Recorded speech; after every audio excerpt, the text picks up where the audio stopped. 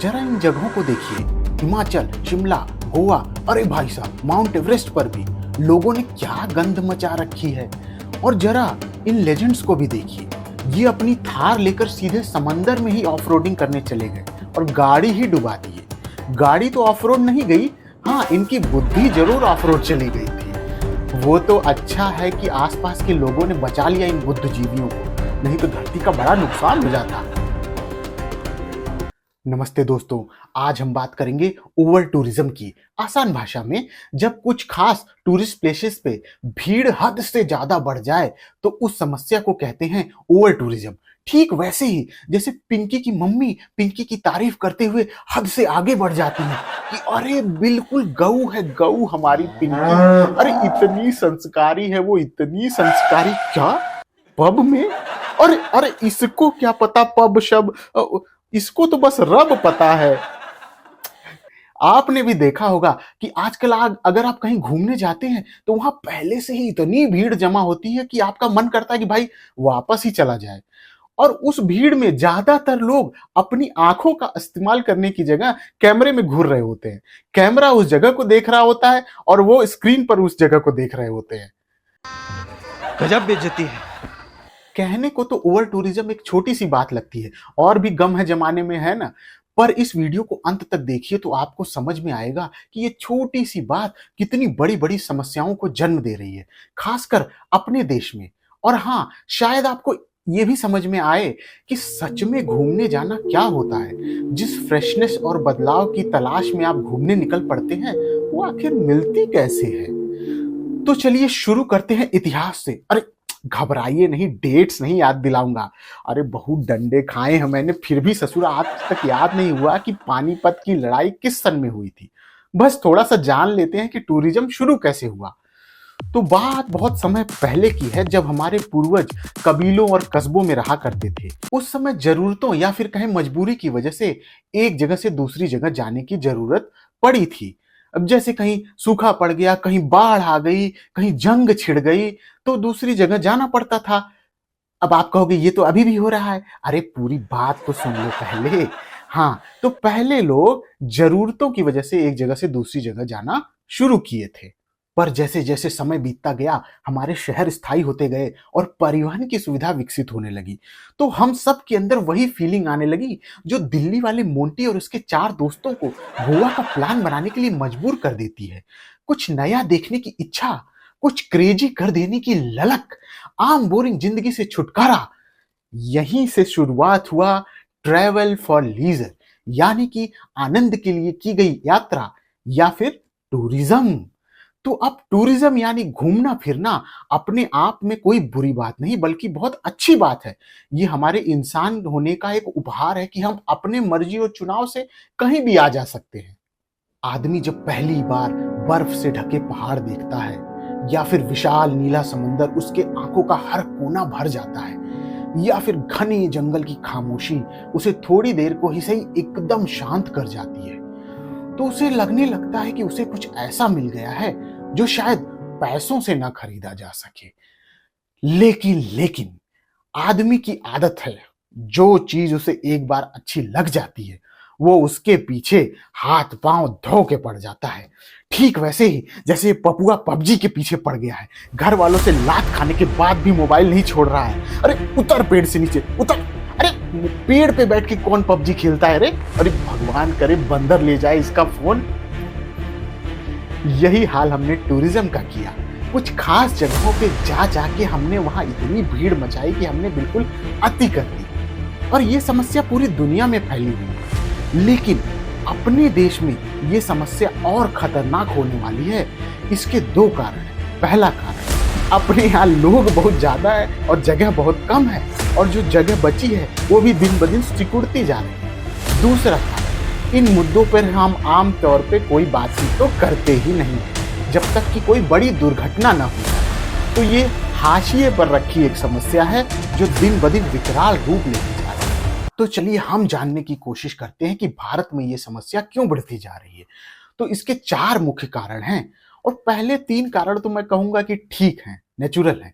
लेकिन जो चौथा कारण है वो असली पनौती है, जिसकी वजह से ये समस्या बढ़ रही है। तो आप दूसरे वीडियो के टूर पर मत निकल जाइएगा, आगे आगे देखिए होता है क्या, आप बोर नहीं होंगे, पिंकी की कसम। पहला कारण, rise of Indian middle class.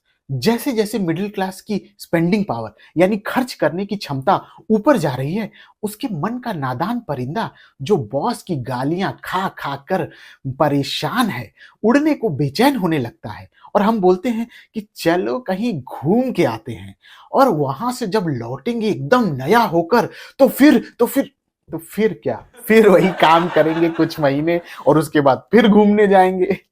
दूसरा कारण है देश में विकसित हो रहा इंफ्रास्ट्रक्चर, यानी कि रेल, ट्रेन, सड़क से कहीं भी आने जाने की सुविधा।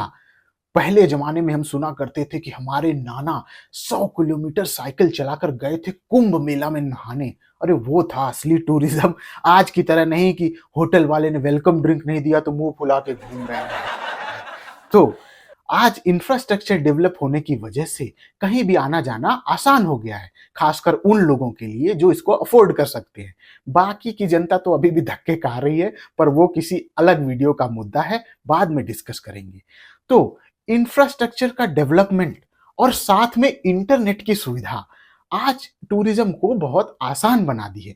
आज आप मिनटों में एक ऐसा पैकेज बुक कर सकते हैं जो आपको घर से उठाएगा, घुमाएगा, फिराएगा, खिलाएगा, पिलाएगा और वापस घर छोड़कर चला जाएगा। तो ये है दूसरा कारण इस टूरिज्म में बूम का। तीसरा कारण है कोविड। जब लॉकडाउन में हम सब अपने घरों में बंद होकर बर्तन मांज रहे थे, तो हम सब के दिमाग में ये बात बैठ गई थी कि अगर मैं बच गया तो मैं ऐसा घूमूंगा जैसे नागिन डांस करते हुए मेरे दोस्त का सर घूम जाता है। तो जैसे ही लॉकडाउन खत्म हुआ, हम सब बोरिया बिस्तर बांध के निकल पड़े घूमने, जिसे देखो वही घूमने जा रहा है। इसे लोग रिवेंज टूरिज्म कहने लगे। पर यहां तक तो ठीक था, समय और परिस्थिति के हिसाब से चीजें बदलती हैं। अब आते हैं चौथे कारण पर, जो है इस कहानी का असली मुगम्बो, जो खुश हो होकर बहुत तबाही मचा रहा है। और उस विलन का नाम है सोशल मीडिया। देखिए, सोशल मीडिया प्लेटफॉर्म्स पे रोजाना हजारों लाखों लोग कहीं घूमने जाने की फोटोज, वीडियोस अपलोड करते हैं, और उन फोटोज और वीडियोस को एडिट करके बैकग्राउंड म्यूजिक लगा के ऐसे पेश किया जाता है कि देखने वाले को लगता है अरे भाई ये सब मिस कर रहा हूं मैं, फिर तो जिंदगी बर्बाद है मेरे फिर पैसा कमाने का फायदा क्या मेरे, मुझे भी यही फीलिंग चाहिए, मुझे भी उसी जगह जाना है और ऐसे ही खड़े होकर फोटो खिंचानी है और ऐसी ही वीडियो बनानी है। अब उसके दिमाग में उस जगह का एक टेम्पलेट बन गया पहले ही, भले ही वो उस जगह पे कभी नहीं गया हो, उसके दिमाग को अब पहले से ही पता है कि वहां जाके फील क्या करना है, बिहेव कैसे करना है, कहाँ खड़े होके, कैसे खड़े होके फोटो खिंचानी है, वीडियो बनानी है, सब कुछ वो पहले से ही डिसाइड करके रख लेता है। और अब अगर वो उस जगह पे गया तो वो अपने लिए नहीं जा रहा, अब वो अपने सोशल मीडिया अकाउंट के लिए जा रहा है वहां घूमने, और वहां पे वो जो भी करेगा वो कहीं न कहीं उसी सोशल मीडिया के प्रभाव में आके करेगा। तो उस जगह जाके कुछ भी नया देखने, सुनने, समझने की जो संभावना थी वो हो गई खत्म। जैसे आप ताजमहल जाएं तो ऐसे करके फोटो न खिंचाएं, ऐसा बहुत मुश्किल है। आप देखेंगे कि बाकी ताजमहल छोड़ के उस सेल्फी पॉइंट पर ही सबसे ज्यादा लोग जमा रहते हैं। आपके दिमाग को चुपके से बता दिया जाता है कि देख भाई, उस फलानी जगह जाना है तो वहां ऐसे ही महसूस करना है, ऐसे ही बिहेव करना है, ऐसे ही खड़े होना है, बाकी सब भी ऐसा ही कर रहे हैं और ऐसा ही होता है। अब आप बोलोगे कि इसमें समस्या क्या है, थोड़ा कॉपी कर लिया एक दूसरे का तो कोई पहाड़ थोड़ी ना टूट पड़ेगा। समस्या यही है कि पहाड़ टूट रहा है और बहुत भयंकर रूप से टूट रहा है।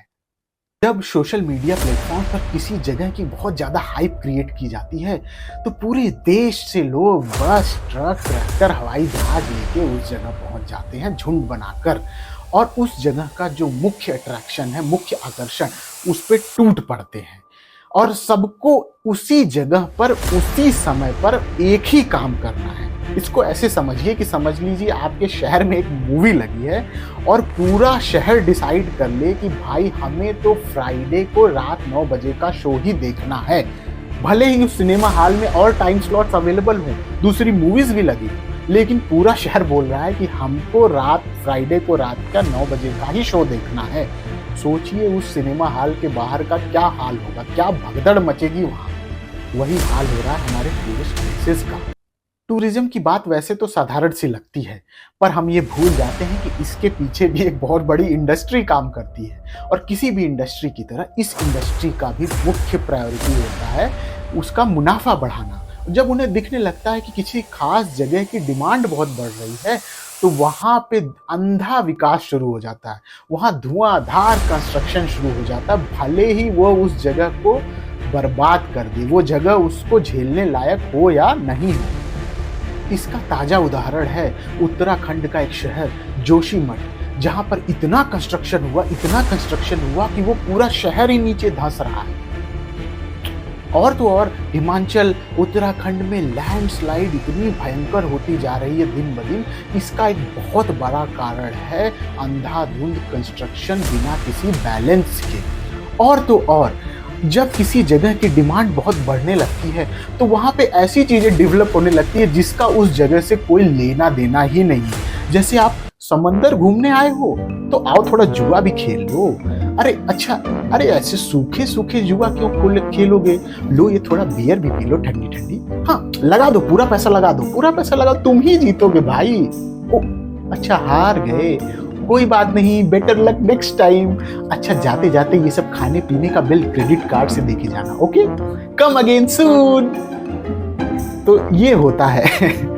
और देखिए जो टूरिस्ट प्लेसेस होते हैं वो नॉर्मली किसी पहाड़ या समुंदर के किनारे होते हैं, जो जगहें पर्यावरण के हिसाब से बहुत क्रिटिकल और सेंसिटिव होती हैं। सेंसिटिव यानी कि उनसे ज़्यादा छेड़छाड़ करना यानी कि बर्बादी, उस जगह की बर्बादी, और अगर उस जगह की बर्बादी होगी तो वो पूरे देश में भी फैलेगी ही फैलेगी। जैसे अगर हिमालय बर्बाद हो रहा है तो उससे पूरे देश का नुकसान होना ही होना है भाई। कहीं बारिश बढ़ जाएगी, कहीं होगी ही नहीं। हमारे यहाँ ये भी बहुत चलता है कि भैया अपना घर साफ हो जाए, भले ही सारा कूड़ा सामने वाली सड़क पर पड़ा रहे। अब सोचिए इस विचारधारा के हजारों लाखों लोग एक ही जगह पर इकट्ठा हो जाएं तो उस जगह का क्या हाल होगा।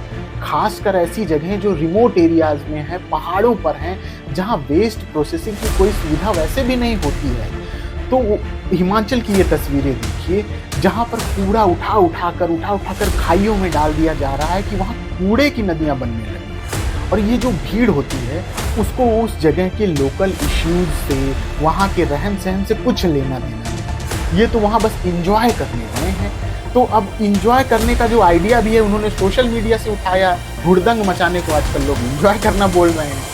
तो सोचिए अब उस जगह का क्या हाल। मैं फिर से कह रहा हूँ कि टूरिज्म अपने आप में कोई बुरी बात नहीं है, बल्कि बहुत अच्छी बात है, मगर समझदारी से किया जाए तो अभी जैसा चल रहा है कुछ सालों में बस कूड़ेदान ही बचेंगे घूमने को। फिर वहां जाके रील बनाना कि अरे अब मेरा मन नहीं करता बहस करने का किसी से। अरे बहस कहाँ से करोगे, इतना कूड़ा फेंका हुआ है कि मुंह नहीं खोला जा रहा है। अरे भाई घूमिए, खूब घूमिए, पर अपनी आंखों से देखिए, अपने कानों से सुनिए, हाँ, अपने मन से महसूस करिए। नकलची बंदर काहे बन गए हो भाई?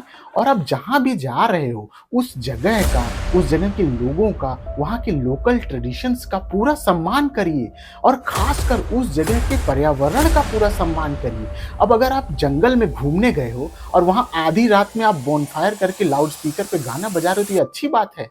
तो आप ऐसा खुद भी मत करिए और ऐसे होटल और रिजॉर्ट को भी प्रमोट मत करिए कि जो ऐसा करने का आपको लालच देते हैं कि हमारे आओ, हमारे यहाँ आओ, आधी रात में हम जिंगल वाला करवाएंगे तुमसे। देखिए जब आप अपने होश से किसी जगह को देखेंगे, कोई आवाज़ सुनेंगे, तब आपको वो आनंद मिलेगा जिसकी तलाश में आप घर से निकले। नहीं तो मैं बता रहा हूँ बस थकान, बेचैनी और कुछ सेल्फीज लेके आप वापस आ जाएंगे। तो चलिए, उम्मीद करता हूँ ये वीडियो आपको पसंद आया हो। अगर पसंद आया तो इसे अपने दोस्तों में घुमा दीजिएगा और इस चैनल को सब्सक्राइब कर लीजिएगा। याद रखिए सोशल मीडिया दोनों तरह से यूज किया जा सकता है, ये तो बस एक टूल है। इसे हम विनाश के लिए भी यूज कर सकते हैं और एक दूसरे की भलाई के लिए भी यूज कर सकते हैं। चलिए मैं तो चलता हूँ, आपके लिए एक मजेदार शॉर्ट छोड़ के जा रहा हूँ, वो भी देख लीजिएगा। नमस्कार।